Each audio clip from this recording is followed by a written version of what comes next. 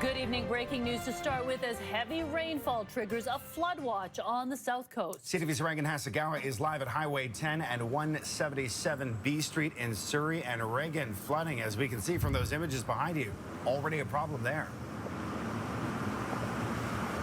Yeah, and the rain has picked up once again here. Now, crews have had to block traffic on the road here for much of the roadway, and that's because water and sewage has come up and filled the roadway. You can see how high it is by looking at the curb here, and it's been like that for several hours. Now, all of that water is unfortunately flowing downhill into the strip mall across the street, turning that parking lot into a lake and causing a lot of vehicles to get stuck there. And this, of course, is just one of the many problem areas in the Lower Mainland right now with all of this rain.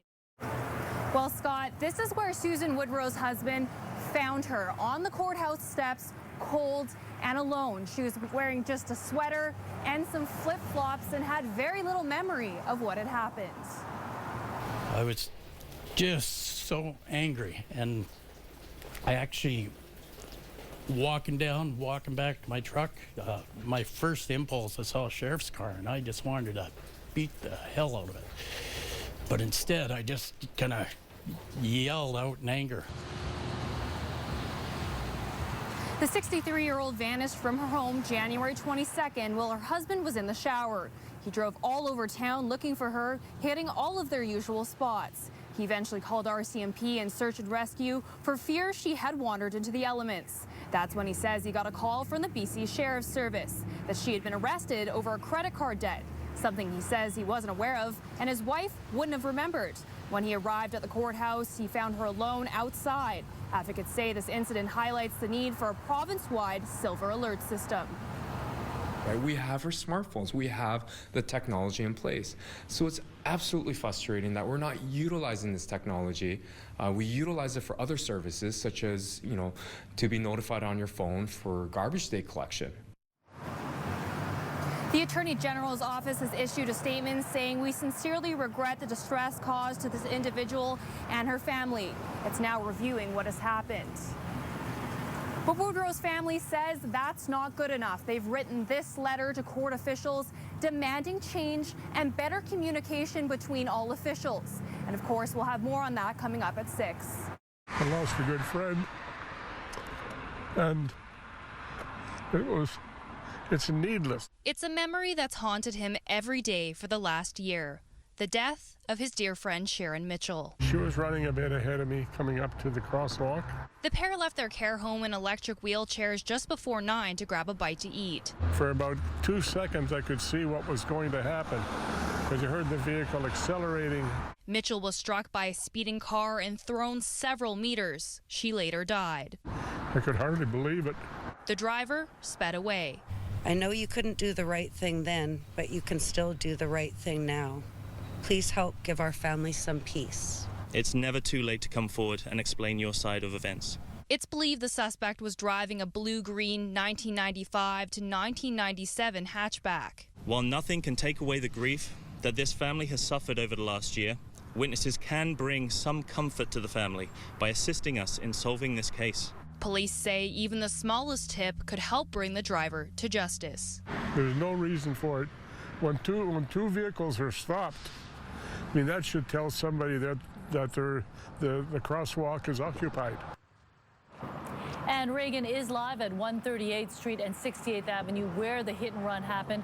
And Regan, what about making that area safer for pedestrians?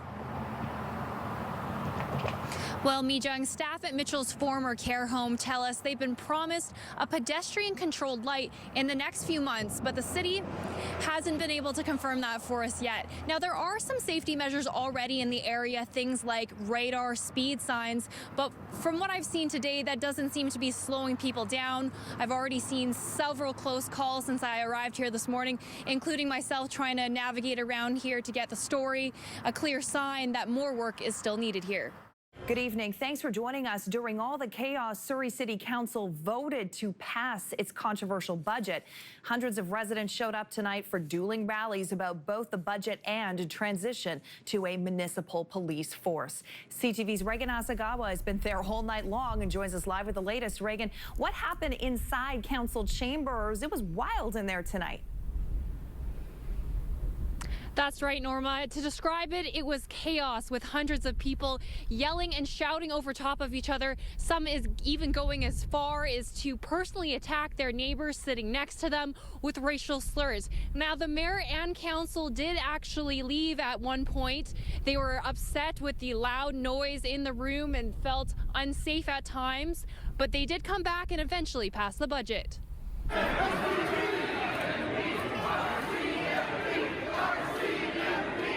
Chaos at City Hall as frustrated residents take over the council meeting.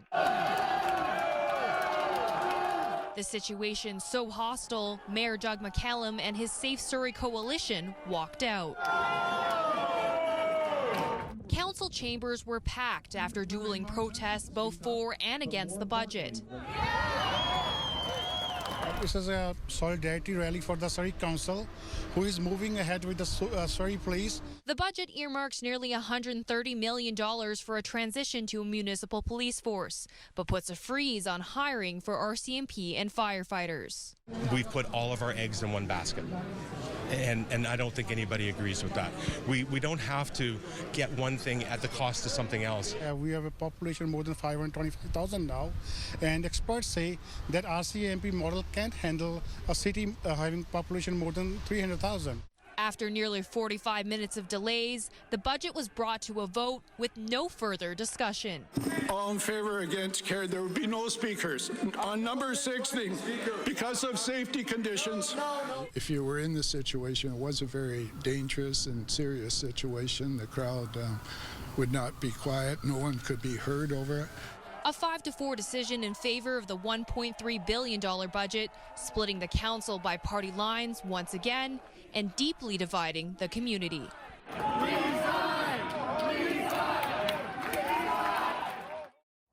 This is what the majority of side streets look like in Chilliwack. Days worth of unplowed snow and ice building up and trapping people inside their homes. Now as temperatures rise, the concern is that all of this will become ice overnight.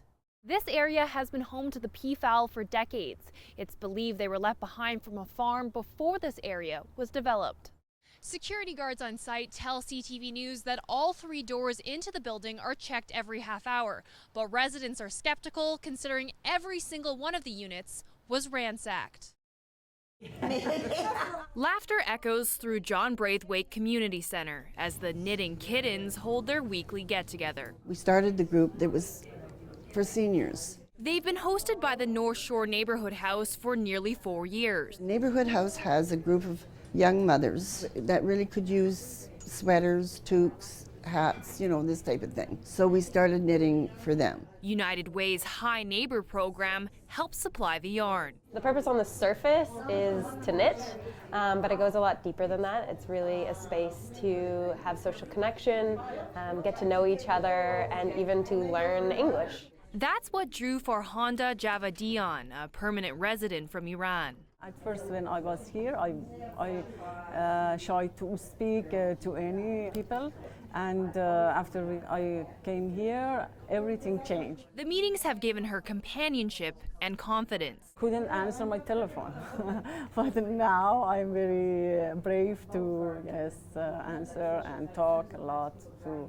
And after that, I could find a lot of friends. It's a really beautiful thing to see and to watch it evolve and watch people exchange language and cultivate community where they might have felt really isolated without this experience. Their relationships symbiotic. Javadian lending her 4 decades of knitting experience to take on even the most intricate designs.